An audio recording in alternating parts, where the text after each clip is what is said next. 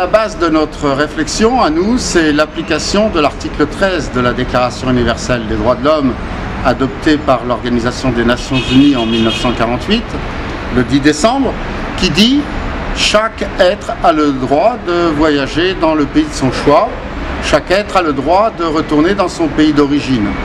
Nous, ce que nous demandons, c'est l'application partout de ce principe qui a été fait à la sortie de la guerre, avec l'espoir que les peuples pourront vivre en paix.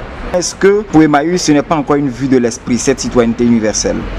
Alors pour Emmaüs, ce n'est pas du tout une vue de l'esprit, parce que dans nos pratiques, là où je travaille, j'accueille une cinquantaine de compagnons, et il y a 17 nationalités qui vivent ensemble, qui ne touchent pas de subventions, qui récoltent des objets, qui les valorisent, et ça leur permet de vivre.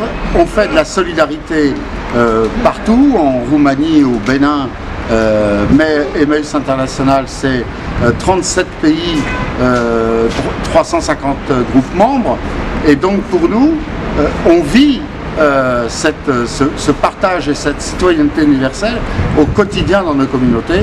On est fortement acteurs à Calais,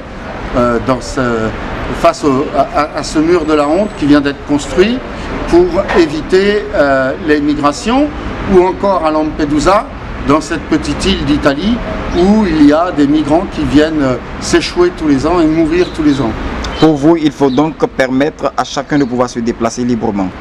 Absolument, c'est le principe de base. Chaque personne doit pouvoir aller vivre dans le pays de son choix, y organiser sa vie et vivre librement, et avoir les droits sociaux du pays qu'il choisit de façon naturelle, que tous les droits sociaux soient ouverts sans restriction.